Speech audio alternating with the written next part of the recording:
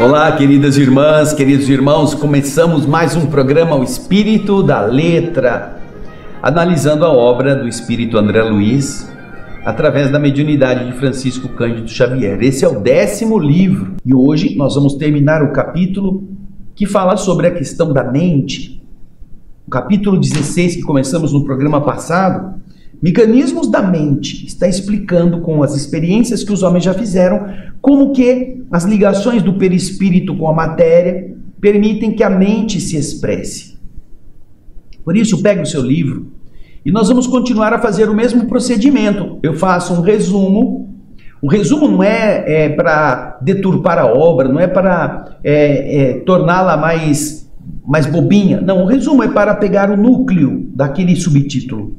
Porque às vezes a pessoa vai começando a ler e fala, mas essa pergunta, essa palavra eu não entendo, eu vou ter que ir no dicionário, é muito difícil, eu vou perder muito tempo, e ela desiste.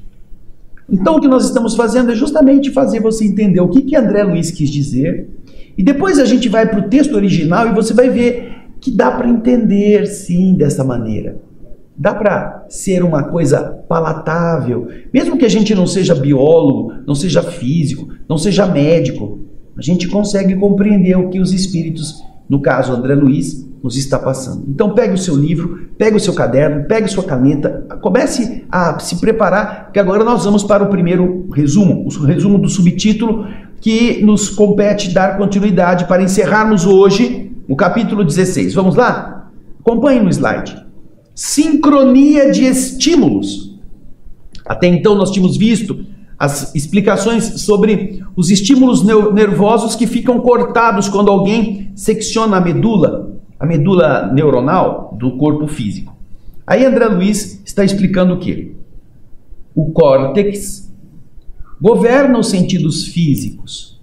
A área do nosso cérebro, chamada de córtex, ele tem a sede para o governo dos sentidos físicos, os movimentos, os reflexos e todas as manifestações nervosas do corpo. E este córtex, ele corresponde à sede do centro cerebral do perispírito no corpo físico.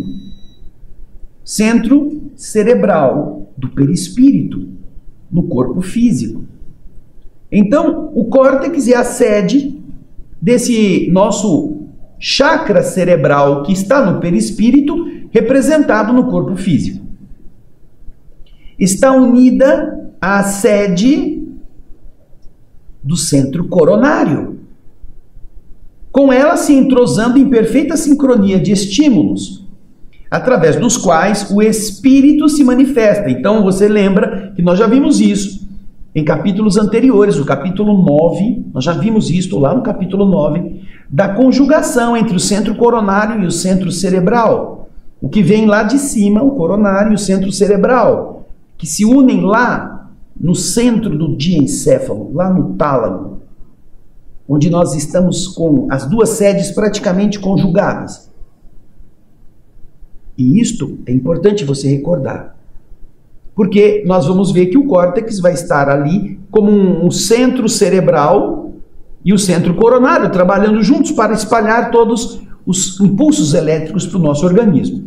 Vamos continuar no texto. Está unida à sede do centro coronário, esta sede do centro cerebral está unida à sede do centro coronário, com ela se entrosando em perfeita sincronia de estímulos através dos quais o espírito se manifesta, demonstrando a sua constituição mental harmônica, ou a sua constituição mental difícil, ou a sua constituição mental desequilibrada, de acordo com a sua posição evolutiva, na qual ele valoriza, conserva, prejudica ou desordena os recursos da lei divina que lhe permitem demonstrar-se nos planos físico e espiritual. Então, é através desses centros, 2 coordenados, que você encontrará a demonstração de quem é aquele ser, o espírito. Se ele é harmônico, se ele está meio confuso, ou se ele é desregrado. Aí, continua André Luiz no resumo. Da mesma forma que temos no córtex as ligações da consciência para os sentidos, além de termos, os sentidos aqui são o tato, o olfato, o paladar, todos esses 5 sentidos que nós temos. Mas além dessa ligação da consciência para os sentidos, nós temos a memória no córtex, o controle da fala, da escrita e dos automatismos variados. Da mesma forma que temos tudo isso no nosso córtex, existe no diencéfalo, onde é lá no núcleo do nosso cérebro, onde estão o tálamo e o hipotálamo, as ligações da consciência para as mesmas tarefas, mas com potenciais mais profundos, visando o enriquecimento e a depuração do campo sensorial. Tais como: o que é que está lá no tálamo e no hipotálamo também vindo da consciência, com mais potência, com mais profundidade? A reflexão, a atenção, a análise, o estudo, a meditação, o discernimento, a memória oculta, a compreensão, as virtudes morais e as aquisições emotivas que nos sejam próprias. Se o córtex detém o controle da ligação da consciência com os sentidos físicos, e você pode ver que é uma coisa meio mecânica, o tálamo e o hipotálamo possuem da consciência algo que seja mais sutil, mais nobre. Então vamos ter lá todas estas referências que você leu e vai ler de novo comigo. Reflexão, atenção. Você já notou que tem gente que fala sem pensar?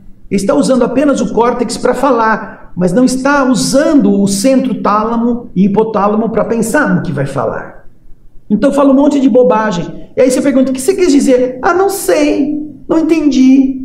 Não sei por que eu falei. Por quê? Porque essa pessoa não passou pela análise. Mas lá no hipotálamo, lá no tálamo estão a consciência ligada, está a consciência ligada também para esses efeitos, que a gente vai continuar lendo aqui, para você não esquecer. Reflexão, a atenção, a análise, o estudo, a meditação, o discernimento, a memória oculta, a memória encriptada, a compreensão, as virtudes morais e as aquisições emotivas que nos sejam próprias. Olha que interessante. A pessoa lê uma coisa, ela lê, sabe ler, o olho funciona, a combinação das letras ela sabe identificar, ela sabe o significado, mas ela não está atenta. Então ela lê aquilo e depois passa, terminou, virou a página, ela não sabe o que ela leu. Ela não entendeu ou ela não gravou nada do que ela leu. Por quê? Porque ela apenas usou o córtex que está mobilizando, o córtex motor, o córtex que faz a função. Vamos pensar no seguinte: você está dentro do seu automóvel, você liga o carro funciona, você acelera, ele acelera, você está em ponto morto, faz o motor ficar mais forte, ele dá a resposta pelo combustível que você injetou. Mas para onde que o carro vai? Não sei. Por que você vai nessa velocidade? Não sei. Por que você fez essa curva fechada? Não sei. Por que você está andando na contramão? Ah, não sei. Porque a maneira de conduzir o carro é uma máquina, ele vai reagir. Se você mandar ele virar para a esquerda, ele vira. Mas e se for contramão? Você não está prestando atenção? Você não fez Por que você fez esse caminho? Não sei, eu fui por aqui. Você não planejou o caminho? Você vai cair num monte de buraco, você vai pegar uma rua sem saída, o carro funciona, o carro vai para lá. Mas o carro não vai falar para você: ô motorista, essa rua não tem saída. Você vai ter que dar com a cara no muro para dizer: ah, é verdade, aqui não tem saída. Mas por que você não planejou antes? Porque você não estava usando o tálamo e o hipotálamo, você está usando apenas as pernas para mover o carro com acelerador e freio e os braços para girar a direção para um lado ou para o outro. E a coordenação? É isso que André Luiz está falando. Então existem dois sistemas. Preste atenção: o córtex, responsável pelo tato, pela fala, pela escrita, que é como se fosse um mecânico, e aquilo que é o sábio, que vem também do cérebro, mas de uma outra área, o tálamo e do hipotálamo, onde a consciência pode pegar as informações que o córtex forneceu e combiná-las, pode fazer a leitura com atenção, pode procurar guardar aquilo na memória, porque o córtex apenas lê, apenas tem aquela informação oriunda dos sentidos, e a memória fica mais oculta, mais profunda, combinando as ideias. Tudo isso na área do tálamo e do hipotálamo. Vamos continuar com o resumo. Aí vocês veem a imagem que eu peguei lá do programa 9. Onde está o tálamo e o hipotálamo? Você vê que o diencéfalo que ele citou aqui é essa área central. Nós temos toda essa área central, que está em vermelho, como sendo o diencéfalo. Lá no diencéfalo estamos com o tálamo, o hipotálamo, o epitálamo, o subtálamo e o terceiro ventrículo. A parte cinzenta que está acima e ao redor é o córtex. Essa parte parece enrugada.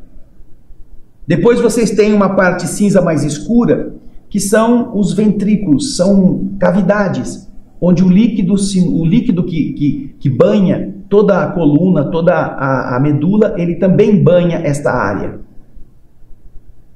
Agora, o vermelho é justamente a parte do diencéfalo. Aí onde estão, e você vai ver no próximo slide, o centro cerebral e o centro coronário. Onde eles se localizam? Justamente no interior, como André Luiz está falando. O coronário, vocês estão vendo esses funis, são as expressões que nós já mostramos nos outros slides do programa 9, as expressões dos chakras, ligando o espírito ao corpo físico. Você vê o chakra cerebral que está na parte de trás e o chakra cerebral que está na parte da frente, todos ligados no diencéfalo, no tálamo. E tem o coronário que vem de cima, que também se liga ali, então eles se conjugam para gerar todo o campo elétrico para o controle do nosso corpo físico, das nossas apreensões, dos nossos aprendizados. Agora, depois desses dois slides que eu pus aí, só para você se recordar, vamos para a parte final desse subtítulo. Ao emitir a onda do pensamento através do centro coronário, combinado com o centro cerebral, esse impulso retorna à consciência a fim de que se avalie a essência dos resultados ou reflexos de nossas ações, o acerto ou o desacerto de nossa escolha. Então, você faz uma decisão, vou fazer tal coisa. É a mobilidade, é o gesto, é a ação oriunda da ordem mental para o córtex cumprir. Porém, você vai recolher de volta os efeitos, aquilo que você quis fazer, se conseguiu ou não, se foi bom ou não, se foi adequado ou não. E quem vai recolher isso é a consciência para analisar justamente como foi aquilo bem ou mal desenvolvido. Então você percebe que é como um mecanismo de feedback qualificativo. Você faz a coisa acontece e você mesmo vai avaliar se aquilo foi correspondente. E aí vamos continuar nesse slide para a gente terminar esse subtítulo. Eu vou ler de novo, só para você recordar. Ao emitir a onda do pensamento através do centro coronário conjugado ao centro cerebral, esse impulso retorna à consciência a fim de que se avalie a essência dos resultados ou reflexos de nossas ações, o acerto ou desacerto de nossa escolha. Além disso, cada núcleo do cérebro, cada núcleo que está ali, né, a área da percepção, a área do olfato, a área das sensações, se subdivide em inúmeras peculiaridades. E da mesma forma que podem sofrer obstrução orgânica, causando problemas no corpo, a pessoa perde a memória, a pessoa pode ficar com dificuldade de fala. Ao mesmo tempo que, se o córtex sofrer isto, ele vai ter dificuldade de expressão, podem surgir igualmente obstruções no campo ou no corpo espiritual, quando a perturbação da mente venha obstruir temporariamente esse ou aquele fulcro energético na região diencefálica, no centro coronário do espírito. Se a mente espiritual estiver em desequilíbrio, ela pode obliterar, ela pode obstruir os centros coronários do diencéfalo, na parte do perispírito. E do mesmo modo que se o córtex for ferido, a pessoa vai perder a memória, vai perder a fala, ou vai perder o olfato, coisa do tipo. No perispírito, se o centro coronário também, pelo desequilíbrio da alma, for ferido, for obliterado, ele vai perder também essas capacidades de pensar, de refletir, de avaliação, tudo isso que no diencéfalo a gente está vendo nesse subtítulo. Entenderam? Bem, então agora a gente vai ler o que André Luiz escreveu. Vamos lá no slide com o texto original. Sincronia de estímulos. Diz André Luiz: entenderemos assim facilmente que o córtex encefálico, com as suas delicadas divisões e subdivisões, governando os núcleos reguladores dos sentidos, dos movimentos, dos reflexos e de todas as manifestações nervosas da individualidade encarnada, corresponde à sede do centro cerebral do corpo espiritual no corpo físico. Psicossoma é corpo espiritual, soma é corpo, psico é espírito. Então, o centro cerebral do perispírito no corpo físico está relacionado aí, nesta sede do centro cerebral, unida à sede do centro coronário, localizada no diencéfalo. É a porção posterior do encéfalo embrionário, que na verdade você viu lá nos nossos slides. Combinando-se ambos em perfeita sincronia de estímulos pelos quais se manifesta o espírito em sua constituição mental harmônica, difícil ou desequilibrada, segundo a posição em que ele mesmo valoriza, conserva, prejudica ou desordena os recursos que a lei divina lhe permite a sua própria exteriorização no plano físico e no plano espiritual. E assim como dispomos no córtex de ligações energéticas da consciência para os serviços do tato, da audição, da visão, do olfato, do gosto, da memória, da fala, da escrita e de automatismos diversos, nós possuímos no diencéfalo, no tálamo e no hipotálamo, a se irradiarem para o mesencéfalo ligações energéticas semelhantes da consciência, para os serviços da mesma natureza, com acréscimos de atributos, de potenciais para enriquecimento e sublimação do campo sensorial. Quais são estes? Como sejam a reflexão, a atenção, a análise, o estudo, a meditação, o discernimento, a memória críptica, a compreensão, as virtudes morais e todas as fixações emotivas que nos sejam peculiares. Então, veja só que interessante, você vê que se você tem a capacidade de falar, o que acontece? Você tem a capacidade de falar. Você pode falar destrambelhadamente ou você pode falar com atenção. Você tem a capacidade de ler. Você pode ler como alguém que está preocupado com um monte de coisa, você pode ler atento ao que está lendo.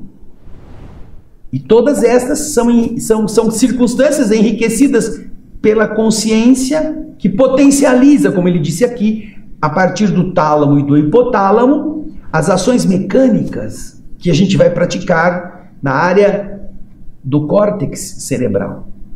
Olha que interessante. Aí continua o texto, olha lá.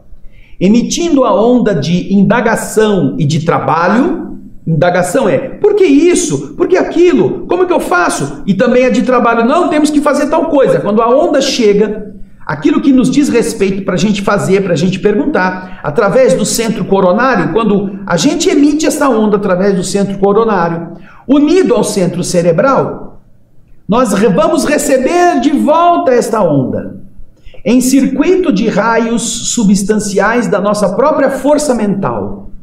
Vamos recebê-la com impactos aferentes, impactos que levam a informação até ao sistema nervoso central, e eferentes, que levam os impulsos do sistema nervoso central até os órgãos que fazem as ações, para que a nossa consciência por si mesma ajuize pela essência dos resultados ou reflexos das nossas próprias ações, quanto ao acerto ou desacerto da nossa escolha, nessa ou naquela circunstância da vida. Não podemos esquecer que cada núcleo das ligações a que nos reportamos se subdivide em peculiaridades diversas, entendendo-se, pois, que os fenômenos da obstrução suscetíveis de ocorrer em alguns dos setores corticais do corpo físico, no corpo físico, alguns dos setores corticais podem sofrer obliterações.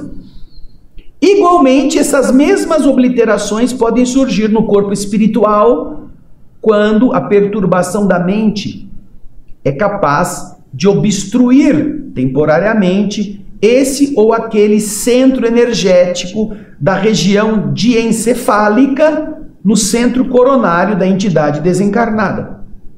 O espírito então pode criar bloqueios no seu perispírito. Estamos falando de espírito, não tem mais o corpo. Se ele usar da forma da consciência, de forma equivocada, ou forma não adequada, ele pode criar bloqueios. E nós vamos entender esses bloqueios agora. O próximo subtítulo vai falar do mecanismo do monoideísmo. Monoideísmo, fixação de ideia fixa. A entidade só pensa naquelas coisas e aquilo toma conta da sua preocupação. Vamos então ao próximo subtítulo. Mecanismos do monoideísmo. André Luiz vai nos explicar então que se o encarnado, se ele pode perder a memória ou a capacidade de falar pela obstrução dos respectivos centros cerebrais da memória ou da fala, o desencarnado, aquele que já não tem mais o corpo físico, também pode atirar-se a reações neuronais semelhantes enquanto lhe perdurar a perturbação. Por isso, o espírito pode sofrer alterações no núcleo da visão profunda, no seu centro coronário, de forma que ele só consiga enxergar os quadros terríficos que o ligam às suas culpas, sem poder ver outras paisagens. O mesmo acontecendo com a capacidade de ouvir, quando só escutará as vozes acusadoras que o perseguem. Também sua memória estará presa apenas a tais acontecimentos de tragédias morais.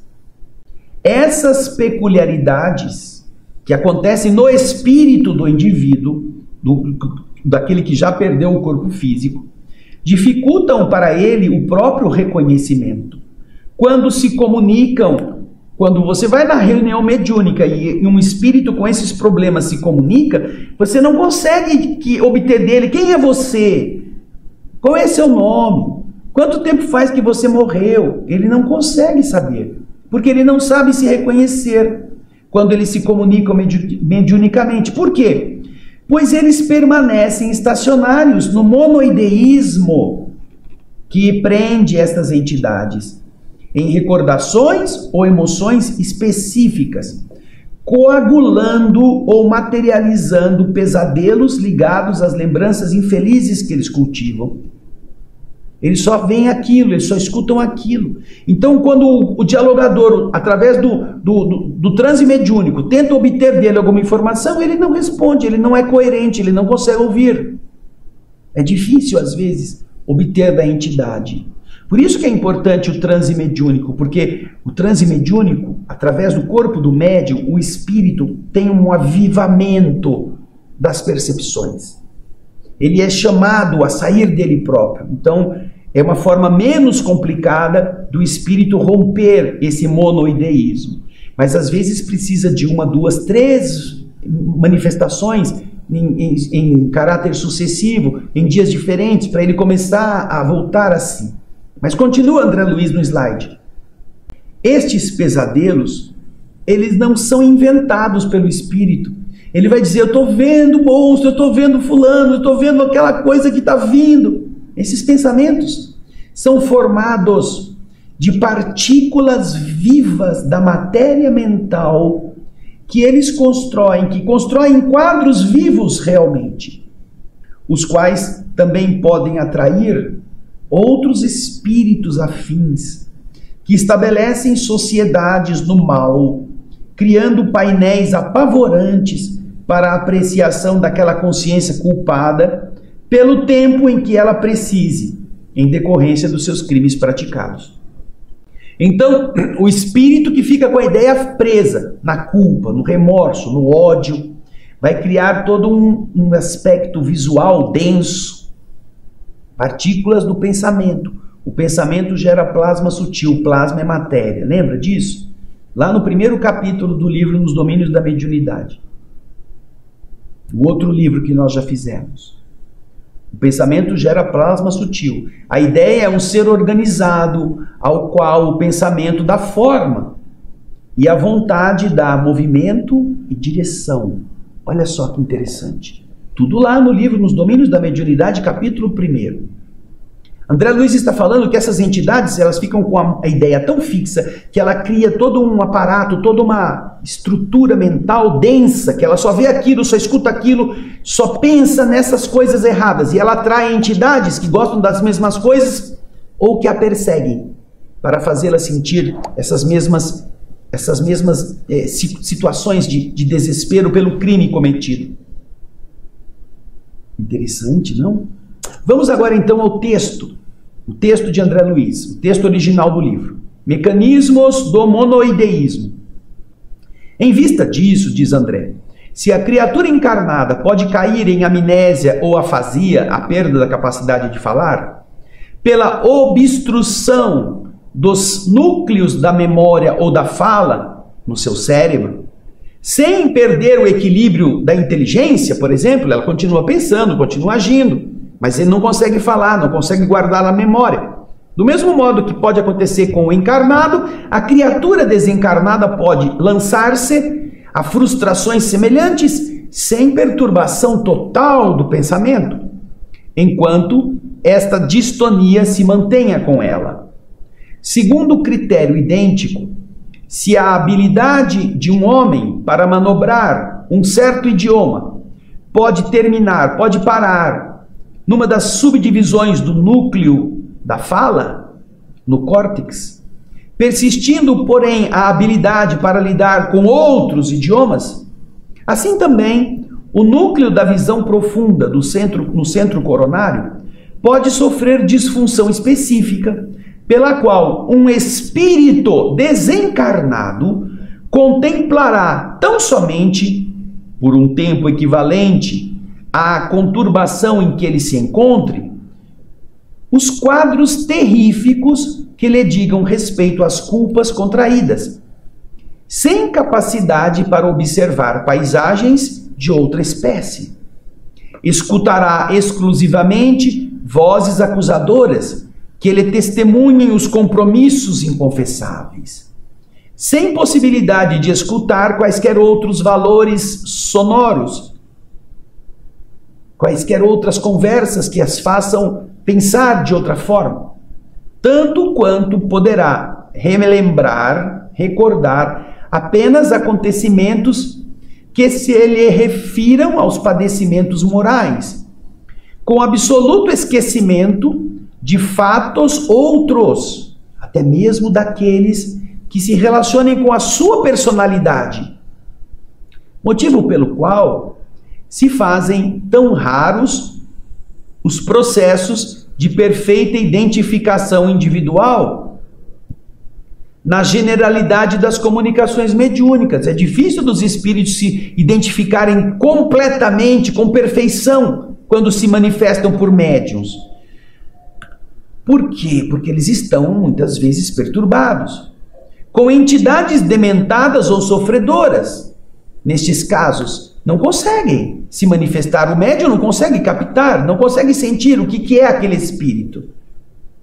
Porque eles estão comumente estacionárias no monoideísmo, que as isola em tipos exclusivos de recordação ou emoção, de vez que, nessas condições, o pensamento contínuo que lhes flui da mente, em circuito viciado sobre si mesmo, age coagulando ou materializando pesadelos fantásticos, em conexão com as lembranças que elas abrigam, pensamentos que estão ligados àquelas lembranças da culpa. E esses pesadelos não são meras criações abstratas, porque em fluxo constante, as imagens repetidas, formadas pelas partículas vivas de matéria mental, se combinam em quadros que obedecem também à vitalidade mais ou menos longa do pensamento. Quanto mais ele durar com aquele pensamento, mais vai durar a imagem que ele produziu. Justapondo-se, olha só, hein? Colocando-se junto também às criaturas desencarnadas, que lhes dão a forma e que, reunindo criações do mesmo teor, de outros espíritos afins, estabelecem, por associações espontâneas, por atração no mal, na raiva, no ódio, estabelecem os painéis apavorantes, em que a consciência culpada expia, por tempo justo, as consequências dos crimes a que se empenhou, prejudicando a harmonia das leis divinas e conturbando ao mesmo tempo a si mesma. Tudo isso está aí. André Luiz nos está indicando. Para terminarmos o capítulo de hoje, vamos para o subtítulo Zonas Purgatoriais. André Luiz, no último subtítulo, está explicando: essas construções mentais, com a aglutinação da matéria mental à sua volta e pela atração de entidades de baixa vibração, em sintonia com culpas e erros, geram imagens plasmadas pelo mal e servem para a formação das paisagens regenerativas, as paisagens difíceis, em que a alma alucinada pelos próprios remorsos é presa em sua marcha por causa de seus próprios delitos. Esses lugares, englobando milhares de espíritos de igual teor, se transformam em continentes de angústia, uma espécie de filtro de aflição e de dor, onde a loucura e a crueldade, estranguladas pelo sofrimento, acabarão por se render ao raciocínio equilibrado indispensável para o trabalho que redime, para o trabalho que recomeça, para o trabalho que refaz. Então, esses espíritos que estão com isto, criando matéria mental densa, unindo-se a outros que também querem as mesmas coisas, que são atraídos pelo mesmo padrão, criam um ambiente tétrico para eles mesmos. E neles vão ficar como se fosse um filtro, quando André Luiz fala lá no livro Nosso Lar, que o umbral é uma zona de queima de matéria mental densa. O sofrimento umbralino é como um filtro que vai estrangulando a crueldade, a maldade, a fim de que, cansando de sofrer, o espírito jogue fora isso e comece a trabalhar para a sua própria recuperação. Não é uma imposição de Deus, é uma consequência. Imagina você sem tomar banho. Você vai começar a ficar mal cheiroso. É o seu ambiente. Imagina 2 pessoas sem tomar banho juntas. Imagina 10 pessoas sem tomarem banho. Imagina 100 pessoas sem higiene. O odor pestilento vai ser a sua atmosfera. E ninguém vai dizer que foi Deus que impôs isso, porque Deus pôs a água no mundo para cada um poder se limpar. Agora, vai chegar um momento em que alguém vai falar assim, eu não suporto mais esse cheiro, não aguento mais, está me dando ânsia de vômito, vou sair daqui, vou procurar água para me lavar. Aí pronto, ela começa a procurar por si mesma. É isso que André Luiz está explicando aqui nesse aspecto. Agora nós vamos ao texto. Vamos ler o último subtítulo. Veja só. Zonas purgatoriais. Obstruídos, obliterados os núcleos energéticos da alma, capazes de conduzi-la a sensações de euforia e elevação, entendimento e beleza, pelo excesso da taxa de remorso nos centros da memória, na dor do arrependimento, aqui ela se encarcera, que ela se prende por um automatismo, conforme os princípios de responsabilidade que se delineiam no seu ser, criando com seus próprios pensamentos as telas temporárias, mas por vezes de longuíssima duração, em que contempla, em que ela vê incessantemente, como um reflexo mecânico, o fruto amargo de suas próprias escolhas, até que esgote os resíduos das culpas abraçadas, ou que ela receba caridosa intervenção dos agentes do amor divino, que habitualmente lhe oferecem o preparo adequado para a reencarnação necessária, pela qual retomará ao aprendizado prático das lições em que ela faliu.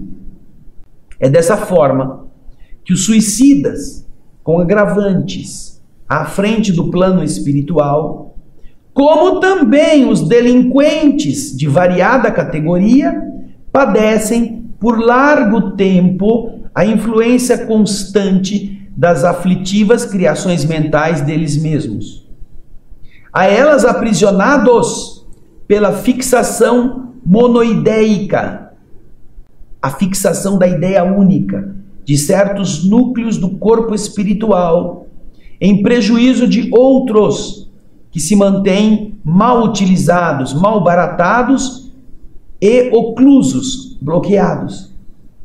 E porque o pensamento é força criativa e aglutinante na criatura consciente em plena criação, as imagens plasmadas pelo mal, à custa da energia inesgotável que lhe constitui atributo intransferível e inerente, servem para a formação das paisagens regenerativas em que a alma alucinada pelos próprios remorsos é presa, é detida em sua marcha, isolando-se, ilhando-se nas consequências dos próprios delitos, em lugares que, retendo a associação, mantendo presos centenas de milhares e milhares de transviados, lugares se transformam em verdadeiros continentes de angústia, filtros de aflição e de dor, em que a loucura e a crueldade, juguladas, dominadas, estranguladas pelo sofrimento que geram para si mesmas,